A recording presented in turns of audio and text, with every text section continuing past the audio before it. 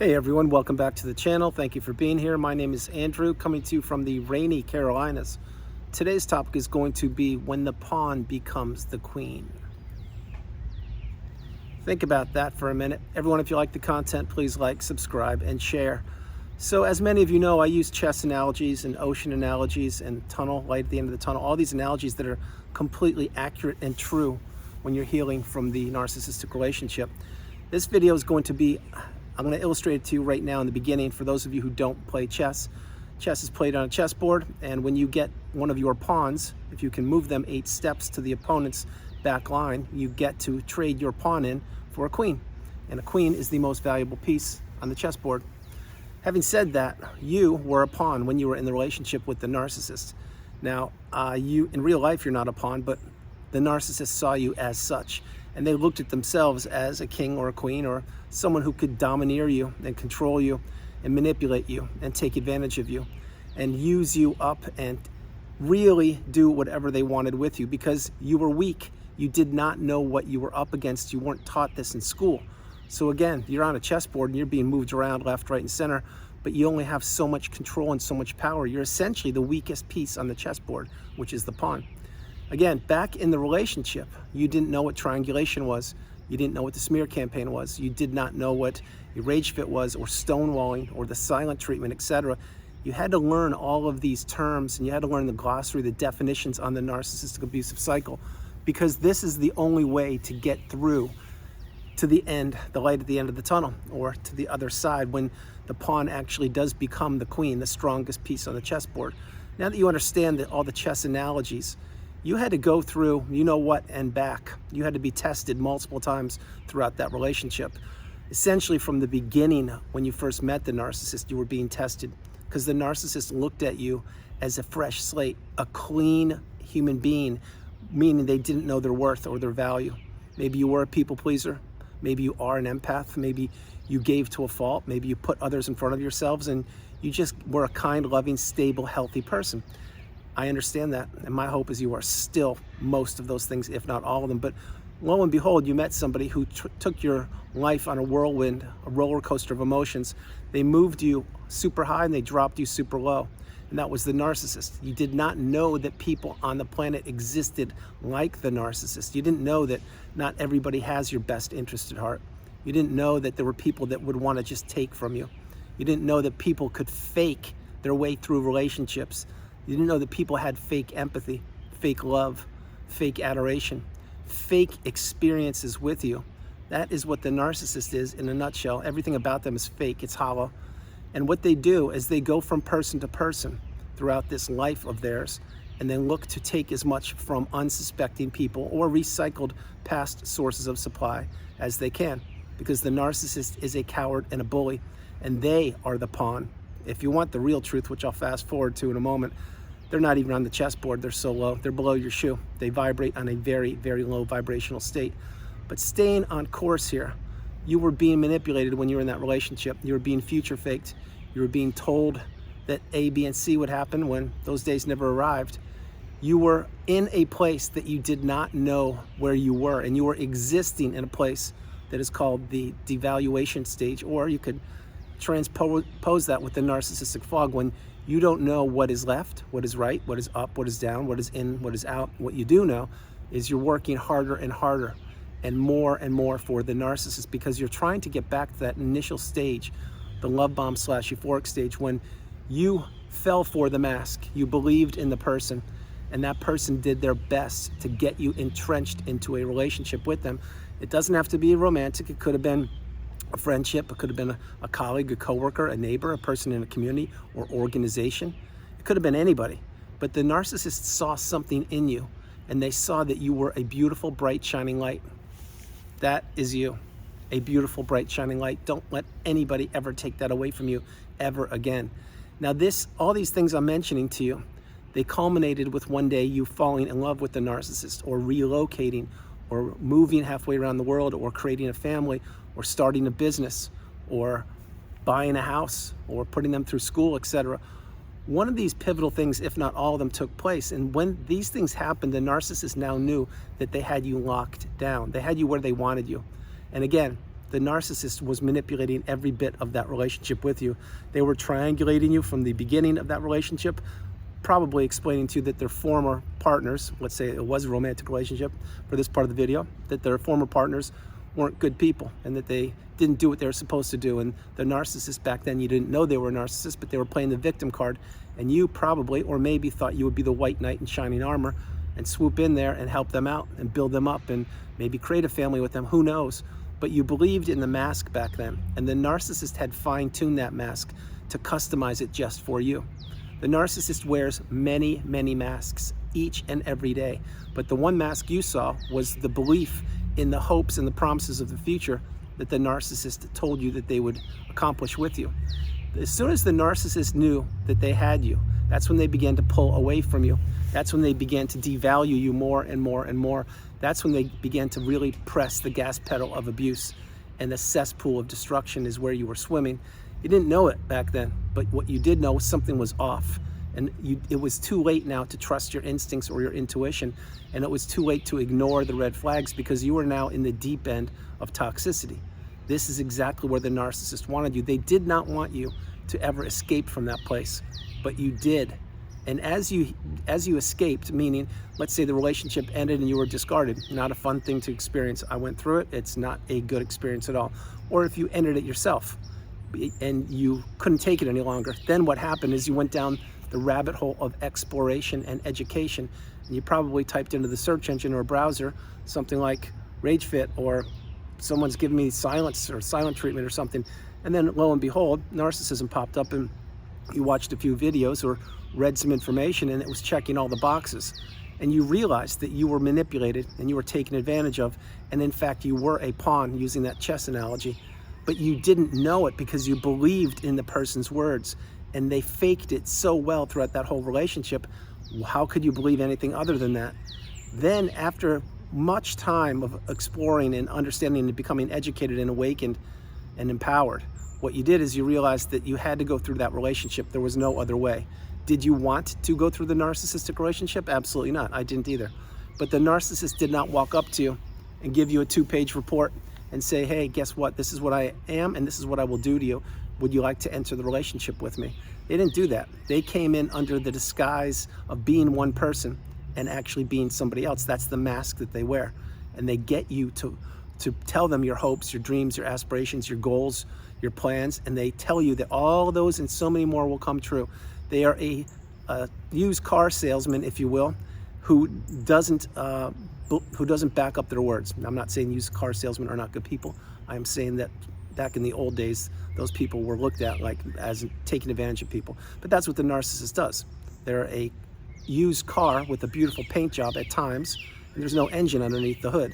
But that was you. You were the engine that was keeping the narcissist going. And they had probably done this so many times in the past with other supply sources that they got so good at wearing a mask that they just kept on doing it. When they found you, they said, whoa, this one, which is you, is such a beautiful, bright, shining light. I need to get in a relationship with them because I can take so much from them, and I can watch them squirm, and I can watch their life implode, and I can watch me instill the smear campaign upon them, and they'll have no idea what's going on. I can gaslight them. I can triangulate them, which I've said a couple times in the video. I can give them the silent treatment for days or weeks on end. I can do all these things because this person doesn't know who I am, what I'm capable of doing, and that why I will do it. The reason why is to keep you stuck in that spin cycle of emotions. It's to keep you trapped in the narcissistic fog. And you were a pawn. You were a puppet. You were being groomed and manipulated. When the narcissist would text you, you couldn't look at your phone fast enough. When they would call you, you would drop everything you were doing to pick it up. And then when you would call them back, let's say you missed a phone call once in a while, when you would call them back, what would happen? They wouldn't answer the phone, or they would pick it up real quick and say, busy, click. Yes, you get hung up on so many times when you're in the narcissistic relationship because they don't care about people, and they're letting you know it right then and there when they hang up on you. This is exactly what goes on day in and day out when you're in a toxic narcissistic relationship. Now, as I'm saying, when the pawn becomes the queen, eventually, over time, you begin to heal, and you begin to understand that not only the narcissist, but there are many other people who didn't and or don't have your best interest at heart. And there are people called flying monkeys that will be swarming all around you throughout that relationship and sometimes post-relationship, because they're trying to gather information about you, your whereabouts, what you're doing, if you're healing, if you're not, if you're still missing them, etc., all these things. And then you got to figure out there will be a handful at most of strong, reliable, beautiful, bright, shining lights around you. At most, there'll be a handful, if you're fortunate to even have one, which means that's a person who's going to be in your corner and be there for you, to help you, to be there with you at times post-narcissistic relationship. But again, many people can't wrap their head around what the narcissistic relationship is, and they get burned out. So as you were healing and you were practicing radical acceptance, and maybe you even experienced the dark night of the soul, and you had these carnal screams, and you had sleepless nights, and you lost weight, and you gained weight, and you realized that your whole support network had blown up because the narcissist used the smear campaign, you kept fighting through. And as I mentioned in the beginning of the video, you have to take 8 steps to get to the other player's end board and checkerboard. And you took the first couple steps, and then you had a couple setbacks. You had a couple bumps in the road, some hiccups. Maybe the narcissist was delaying the divorce or child custody, or maybe they told you that they left an old smelly shoe or a pizza box from 15 years ago at the house, and they want to pick it up because they want to test the temperature of you. It's not that they want to get that smelly shoe. They want to see where you are, and they want to have you look at them and feel their negative energy, and they want you to go backwards. That's what they want you to do. But then you kept moving forward, and then maybe you're on the 3rd or the 4th block, and you're headed towards that pawn becoming a queen, but you don't know if you're going to make it yet because there's still so many unknowns. The delays in the divorce, the selling of the house, the division of assets, child custody, etc. All of these things are really cumbersome. That's not even including your day-to-day work life and your day-to-day health balances, meaning sleep, food, and exercise, and meditation and journaling, and healing so many wounds that you have endured throughout that relationship, and learning the definitions and the glossary and the terms on the narcissistic abusive cycle. But time went by, and then next thing you know, you're on that 5th square, and there's nobody in front of you. You need 3 moves to get to the end and to have you, the pawn, become the queen. And you're looking all over, and things are almost going too good to be true, because things are starting to fall into place, and you can't believe it. You're waiting for the other shoe to drop. You're waiting for something to go wrong. And the reason why you're doing that, or you perhaps were doing that, is because when you're with the narcissist in that relationship, usually things did go wrong because they made sure that things went wrong. So you had to unwind this and realize that, no, I'm actually getting stronger, I'm getting healthier, I'm getting closer to the end game. This exit plan that I'm developing of breaking free from the narcissist, I'm not talking discarding. When you were discarded, I'm talking about healing and really getting free from these people, or if you entered it yourself.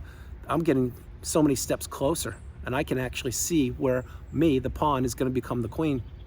You take another step forward, now you're on the 6th square, you're only 2 away, and you continue to understand things. You're journaling now. Your whole network of friends has shriveled up. Maybe you only have a few solid friends left. Some of your family members perhaps have gotten burnt out by you communicating with them about what narcissism is and how it affected you, etc. And then you continue to work on yourself. You continue to go no contact, block, delete the narcissist, and remove all flying monkeys and people associated with them. You continue to understand that there's an end to this. There's a purpose for it. There's a higher calling, a higher purpose for you, having gone through the cycle. And then you take one more step. Now you're on the 7th block. You're 1 step away from you, the queen, you, the pawn, becoming the queen, the strongest piece on the chessboard. And you're looking around, and the divorce is falling into place. The custody of the children is falling into place. The assets, the division of it is falling into place. Maybe you've already relocated and you have a new house or a home, or you've relocated halfway around the globe, etc. And now you're really getting close, and you're understanding that, yes, wait, I do deserve the abundance that is waiting for me. I do deserve the beautiful, bright, shining light that I am and is surrounding me each and every day. I do not deserve toxicity from the narcissist any longer. I was in that relationship. I gave everything to a fault. I did above and beyond the call of duty, and the narcissist continued to lay on that gas pedal of abuse. Then one day you get the news. It's official. You're divorced, and the assets are divided, and the kids' custody, etc. In other words, you are now no longer tethered to the narcissist. You're not tethered financially, emotionally, spiritually, or physically. At least that's my hope. Those are the 4 main ties that need to be broken. But maybe you broke all of those, or maybe there's a little bit more work to do in some of those fields, maybe spiritual part or the emotional part. But you're processing things, and your energy is not going out the window to a bottomless pit, i.e. the narcissist these days. It's now going within yourself, and as it goes within yourself, you get stronger and you heal. Then you take that final step forward, boom, the pawn becomes the queen.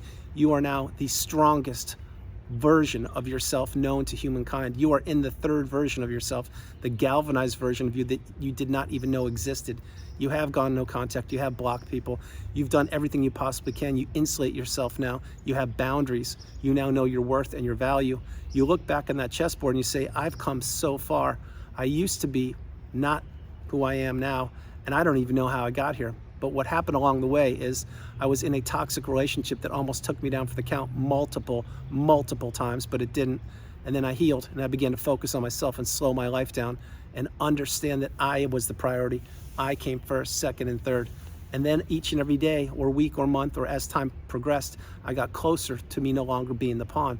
And then again, after a period of time and after much due diligence and work and processing things and shedding tears, etc., you reached that place and you became the queen, which is the strongest piece on the chessboard. Now, when you look around the chessboard, you know there's not one piece you can't conquer if you want to.